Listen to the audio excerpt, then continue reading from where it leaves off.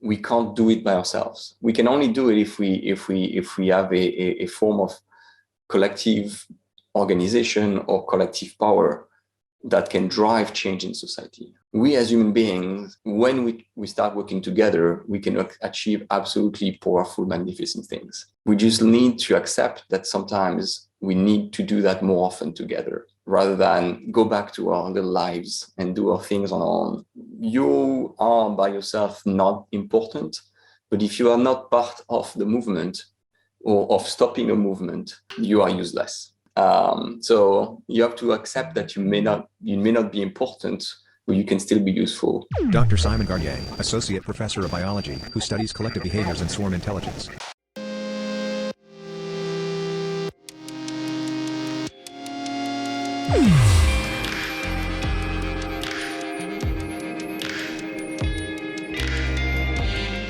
Carneesperta.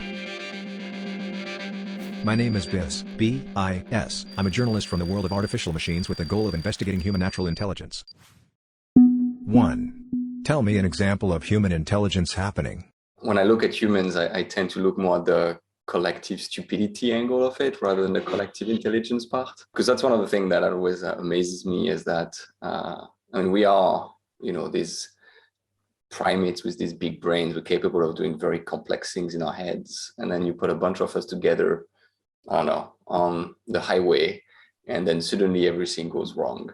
So when I look at humans, I usually look at them from that angle of like, how is it possible that such a mass of brain power put together is actually more stupid than any single individual on their own? So I don't know if from my point of view, when I look at collective intelligence, it's the right angle. Now, if you want an example of human intelligence to answer your question, I think for me, the greatest example of human intelligence is the fact that we have managed to build a system to transmit knowledge, not just from one generation to another, but across all generations in the future. So as long as we can maintain the copies of that knowledge, right? Everything that the ancient Greeks have discovered in mathematics and geometry, everything that the Arabs, scientists in the 1400s have discovered in mathematics and astronomy, etc. All of that is permanently in the human record, and it's information that we can still use today to build new solutions to problems. Like we are, as I said, extremely intelligent creatures, and because of that, we have become very good at optimizing our own outcome. Right? If I ask you to go from point A to point B in a city you know very well, you'll be able to draw probably the fastest route or the shortest route between 2 points in the city. But the problem is, because everybody does the same optimization at his own level without thinking of the global picture, everybody ends up converging onto this same solution. And then because everybody is converging on the same solution, there is a massive traffic jam happening. So it's like the personal optimization of our lives leads to a lot of people ending up having the same solution to the same problem, and then getting in the way of each other once they're trying to implement that solution. We are thinking of objectives relative to us, to like ourselves, instead of thinking of these objectives in terms of the collective. That's something, for instance, in ants, where a single ant doesn't think of the objective for themselves, right? Actually, a single ant probably doesn't even have a notion of the objective they're trying to accomplish.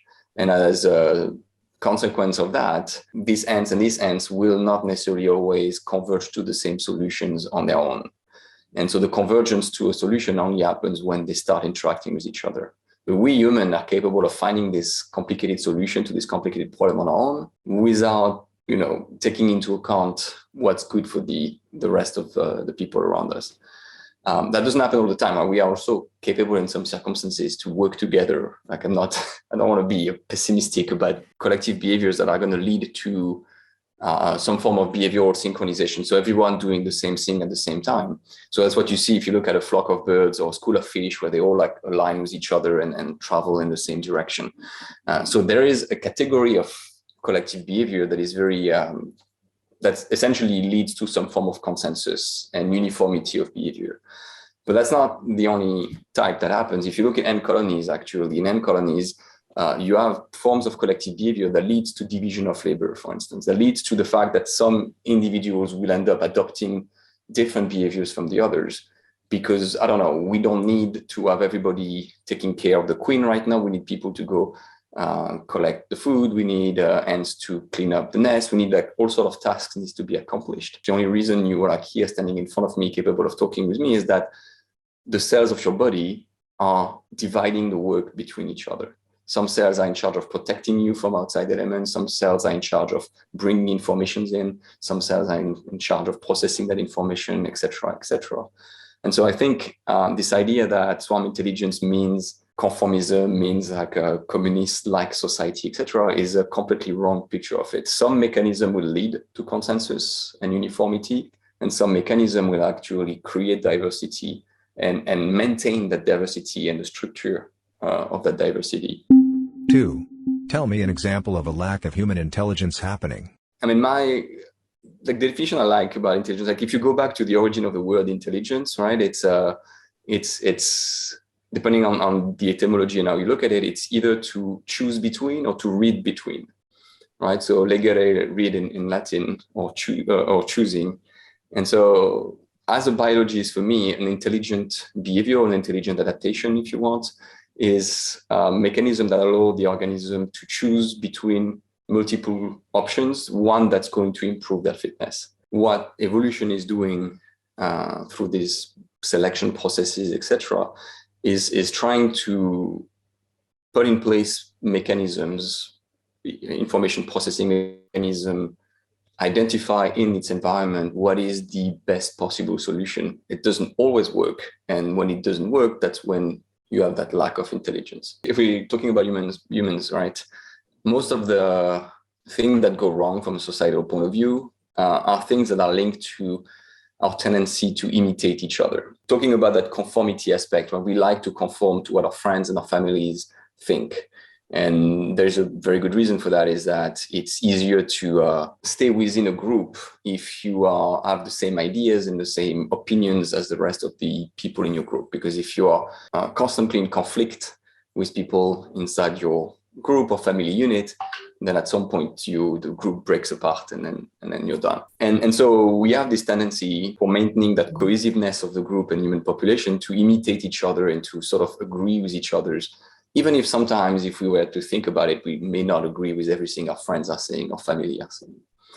Now, that is fine, I think, if you stay at a small scale, right? If you say within a small group of, I don't know, 100 people, that's a good way to maintain the cohesiveness of a group of 100 people. When you scale that up to billions of people, especially now that we can literally reach to someone on the other side of the planet in a fraction of a second, these like imitation behavior can suddenly propagate ideas, propagate opinion, propagate fear, propagate a lot of negative information and responses. I mean, one of the things that made me laugh at the beginning of the pandemic was that rush of people toward toilet paper. Like we run out of toilet paper.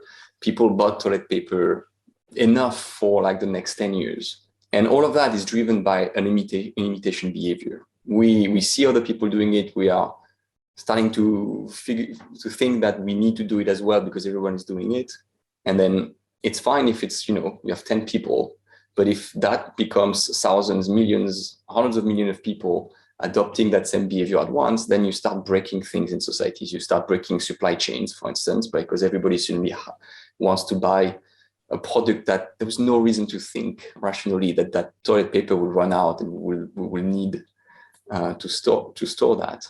But that's just an example of how our imitation behavior, which is really good in the context of small groups and being able to get along with each other on a small scale, when that starts scaling up at large scale of the society, can lead to massive disruption in the societal fabric of humanity, if you want.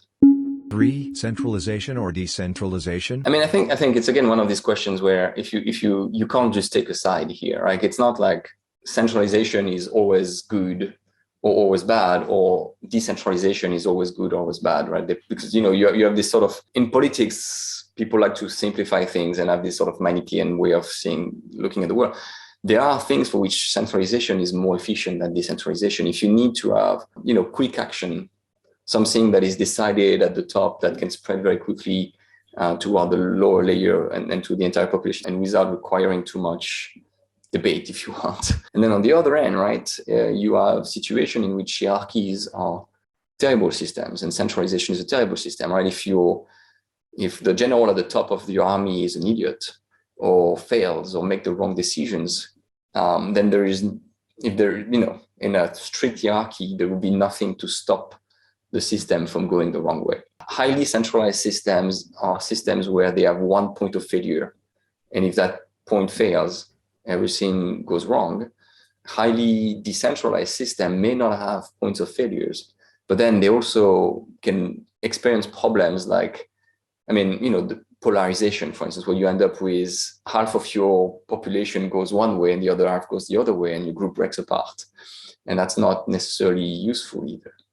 And I think again, like if you want to think of efficient systems, there will be a system where there will be some form of structure and possibly even top-down organization, but also some form of swarm intelligence, if you want, some form of decentralization happening. And it's a matter of finding that balance where what is better dealt with in a centralized hierarchical manner and what is better dealt with in a more unsupervised manner, if you want. Think of an ant colony, the classical ant colonies, right?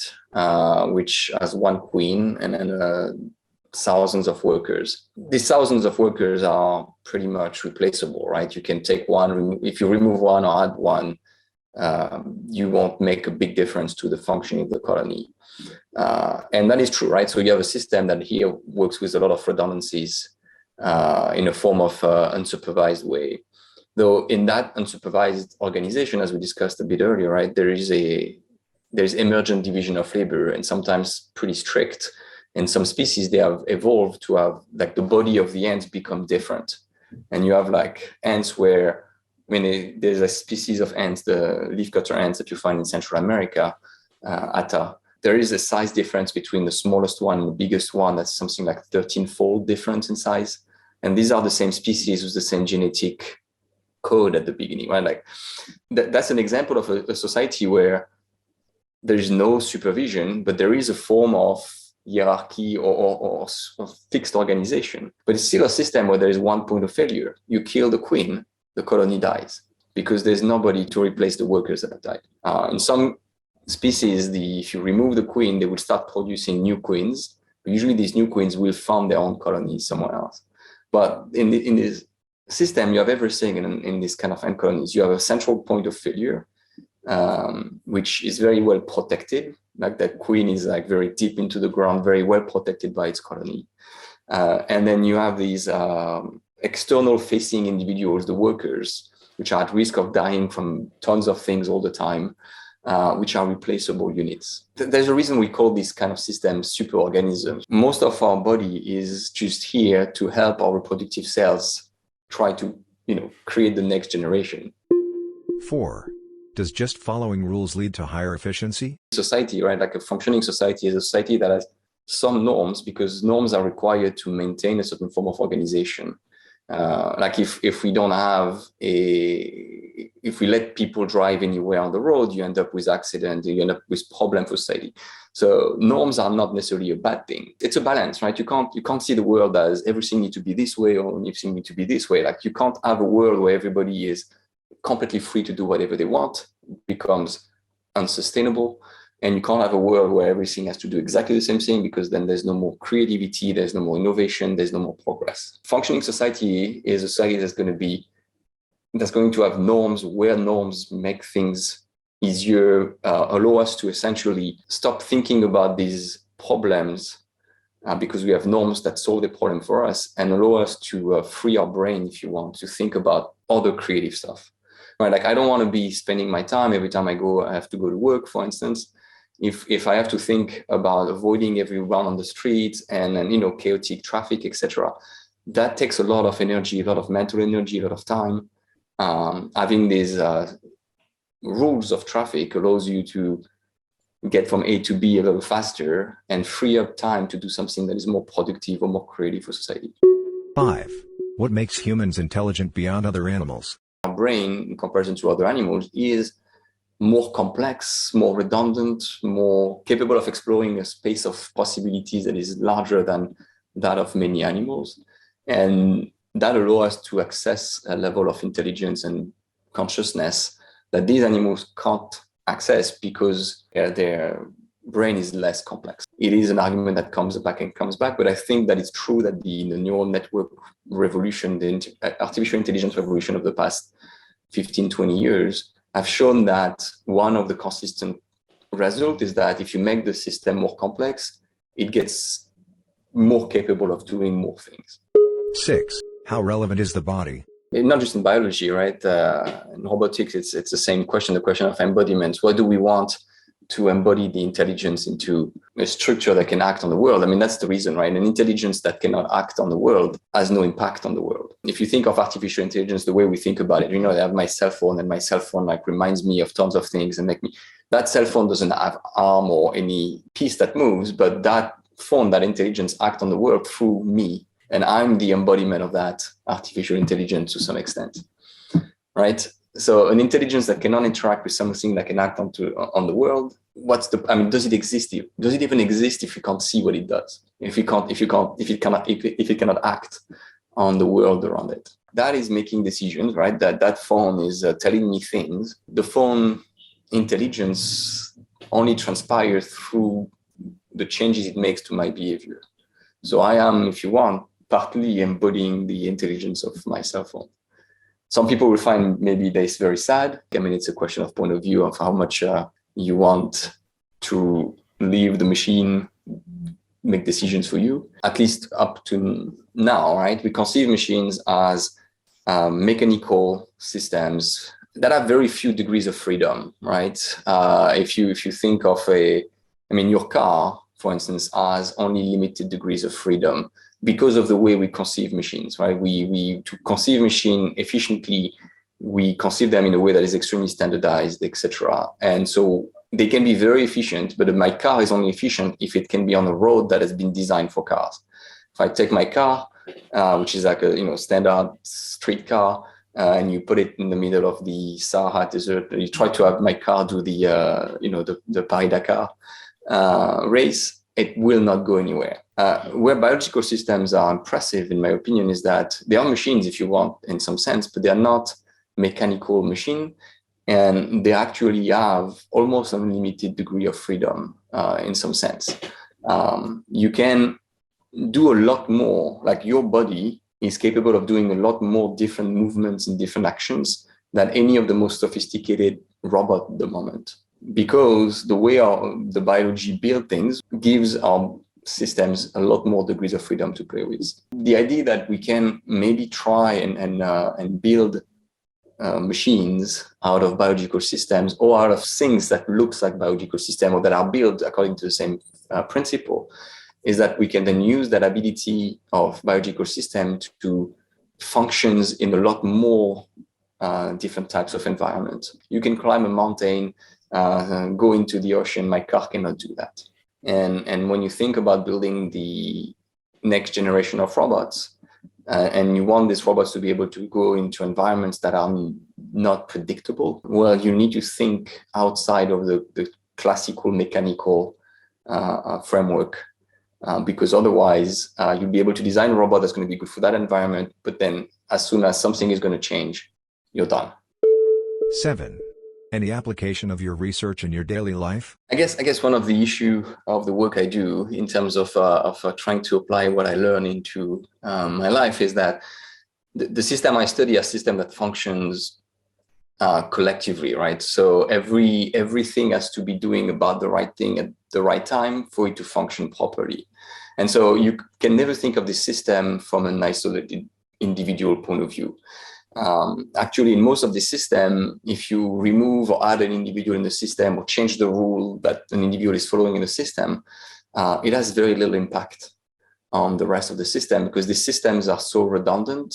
They're like so big that adding or removing something from the system doesn't fundamentally change the nature of the system. There's like these theories of tipping points, right? You need enough change in the system before the entire system can switch to a different state. If you want something, what I mean, it's going to be very pessimistic lessons that I've learned from my work is that I will never have enough influence in my daily life on societies around me to change something fundamental.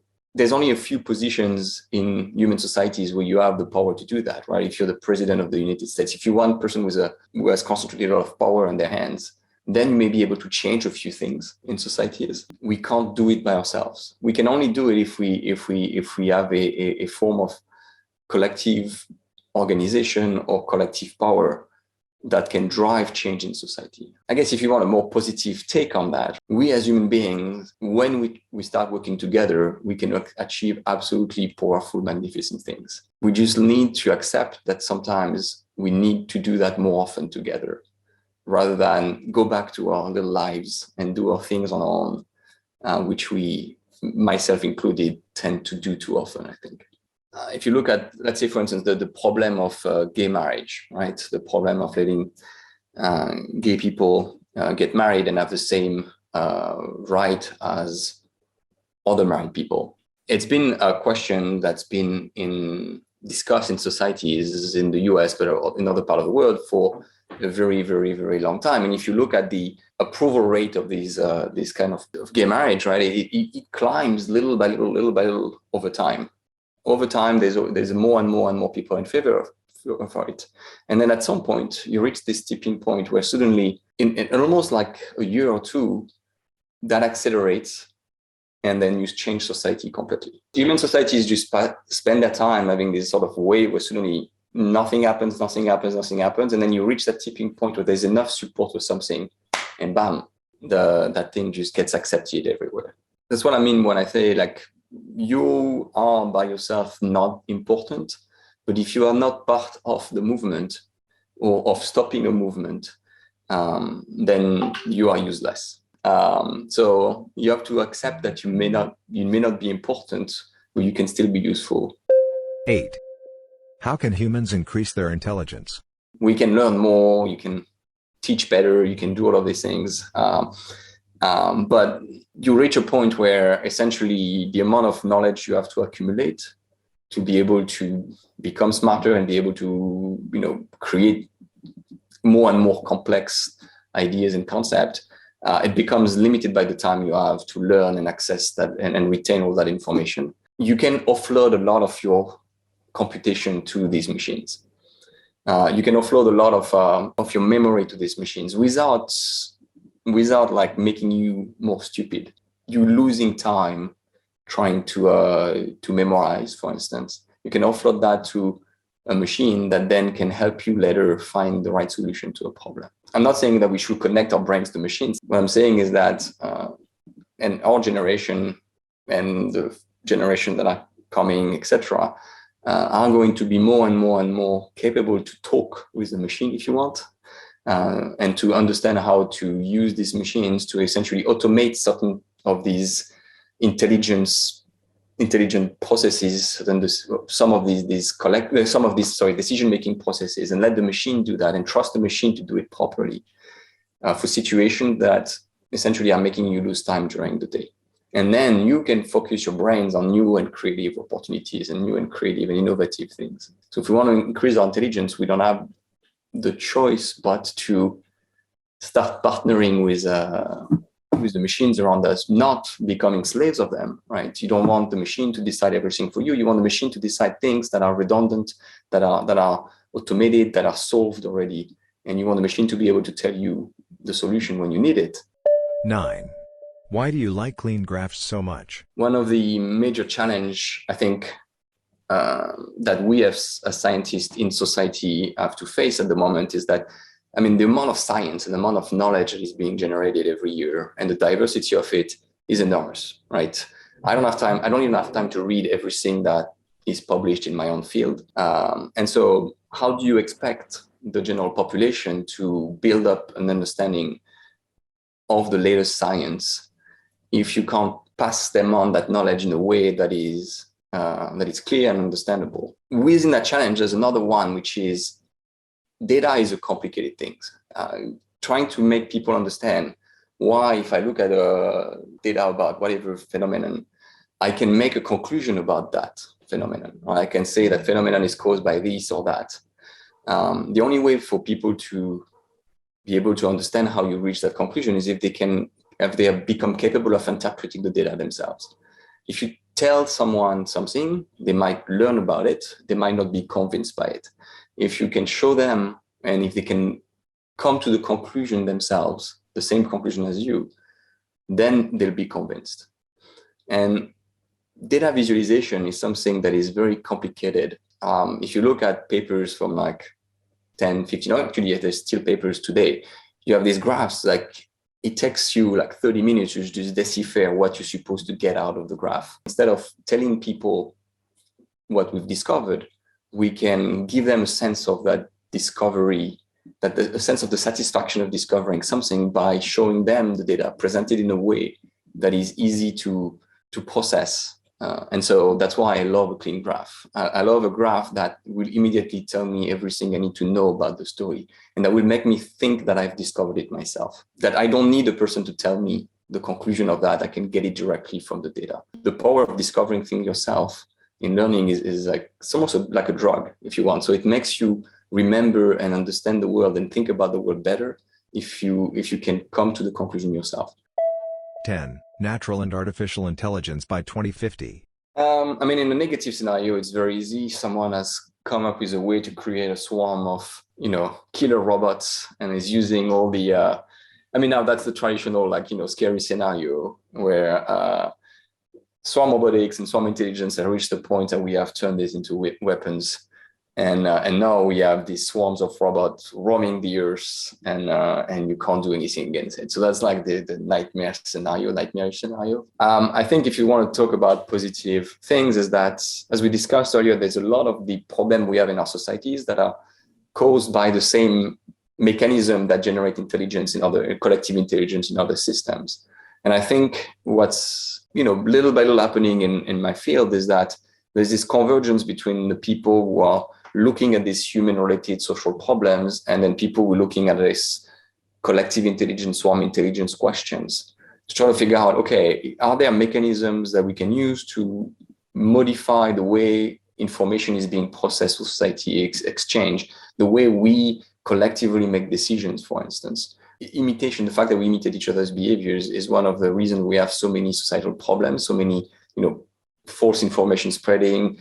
Traffic jam is a problem of imitation. Again, everybody is going for the same solution, and that's not working in the context of traffic. Can we imagine a new way of designing our networks, whether they are road networks or information network, that enhance, if you want, the flow of information, instead of having this flow of information sort of converge always over the same solutions? I mean, if you think about rumor or false information, when it spreads because people converge to decide to spread it, right? Everybody, oh, my friends shared that with me, so it must be right. So I'm sharing it with my friends who think that it's right because I shared it.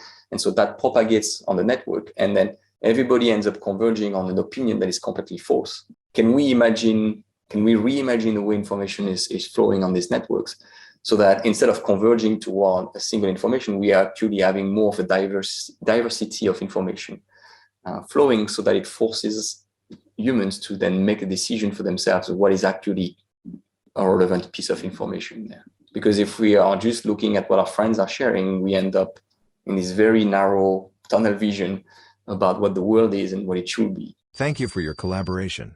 Goodbye.